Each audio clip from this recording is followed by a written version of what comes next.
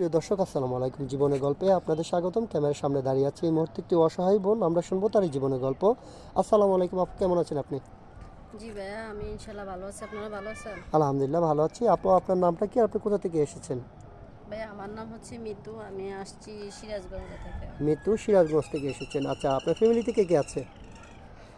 ভাই, আমার ফ্যামিলিতে কেউ নাই। কেউ নেই? হ্যাঁ, আমি একবারে অসহায় আর নিঃস্ব। মানে আমার একেবারে কেউ নাই। আচ্ছা, ঠিক আছে। এখন বর্তমানে কার কাছে আছেন আপনি? আমি বর্তমানে আছি আমার চাচা চাচির কাছে। চাচা চাচির কাছে আছেন, বুঝতে পেরেছি। আপনার পোশাক, মানে কাউকে আমি ছোটো করে কথা বলছি না। আপনার এর আগে একটা ভিডিও নিয়েছিলাম, সেই ভিডিওতে আপনার কালো ড্রেসটা ছিল। এখনও যেহেতু একই ড্রেস পরে আছেন, তাতে আমি ব্যক্তিগতভাবে আমি বুঝতে পেরেছি, কিন্তু আপনি মনে কষ্ট পাবেন না। ইনশাল্লাহ সমস্যা নেই। পৃথিবীতে যার কেন উপর আল্লাহ আছে, আপনার জন্য সামনে হয়তো ভালো কিছু অপেক্ষা করছে। তো আপু, আপনার বয়সটা কত? এই তো আমার বয়স 24 চলতেছে। 24 চলতেছে। জি। আপনার চাচা চাচি আপনাকে বিয়ে দিতে চায়নি? ওনার বিয়ে দিবে কিভাবে? ওনারও তো আরো গরিব। মানে গরিব মানুষ, আরো ওনাদেরও ছেলে মেয়ে আছে, এদেরকেও তো বিয়ে দিতে হবে। এখন আমাকে কি বাড়তি ভেজাল, এটা কি না ওরা না না, বিয়ে ঠিক দিবে? আছে, বুঝতে পেরেছি। তো আপু, আমরা তো অনেক ভিডিও ছাড়ার পরে দেশ থেকে প্রবাস থেকে অনেক ভাই কিন্তু আপনাকে বিয়ে সাথে করতে চাইবে। তো যদি কেউ কোনো প্রবাসী ভাই আপনাকে বিয়ে করতে চায়, অথবা বিয়ে করার পরে আপনাকে প্রবাস নিয়ে যাবে বিদেশ, আপনি যাবেন? হ্যাঁ, অবশ্যই যাবো। যেহেতু যিনি আমাকে বিয়ে করবো উনি তো আমার স্বামী আমাকে যদি গাছতলায় নিয়ে যায়, তা তো আমি সেখানে থাকবো। ঠিক আছে, আপনি সুন্দর কথা বলছেন।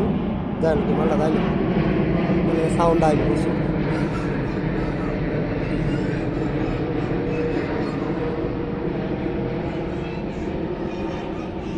হ্যাঁ, ঠিক আছে আপু, আপনি সুন্দর কথা বলেছেন।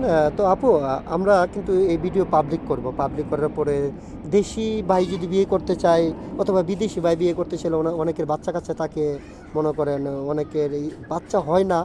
ওইরকম কোনো ভাই 40 45 50 বছর হয়ে যায়, ওইরকম বয়সের লোকেরা আমাদেরকে বেশি নক করে। তো ওইরকম 40 45 50 বছরের কোনো ভাই যদি বিয়ে করতে চায়, বসবেন? হ্যাঁ, অবশ্যই বসবো। মন থেকে বলছেন তো? হ্যাঁ, মন থেকে আচ্ছা, বলতেছি। ঠিক আছে। আপনার সাথে যোগাযোগ কীভাবে করবেন? আমার তো কোনো ফোন নাই। আপনাদের নাম্বার দিবেন।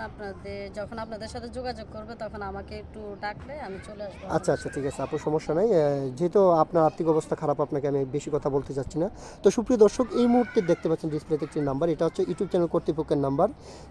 এই নাম্বারে ইমো হোয়াটসঅ্যাপ খোলা আছে। যদি কোনো ভাই এই আপুর সাথে যোগাযোগ করতে চান, অথবা ওনার দায়িত্ব নিতে চান, তাহলে ওনার একটা ছবি স্ক্রিনশট মেরে পাঠিয়ে দিয়ে আমাদেরকে ভয়েস করবেন। আমাদের প্রতিনিধিরা আপনার সাথে যোগাযোগ করবে। কেউ অযথা অডিও কল ভিডিও কল দিয়ে আমাদেরকে বিরক্ত করবেন না। আচ্ছা আপু, নামাজ কালাম পড়েন আপনি? জি ভাইয়া, পরে। নামাজ কালাম পড়েন? জি। আচ্ছা, ঠিক আছে। অনেক মেয়ের স্বপ্ন থাকে বিয়ে শাদী করার পরে স্বামীকে নিয়ে হজ করতে যাবে। আপনার কি এরকম ইচ্ছা আছে?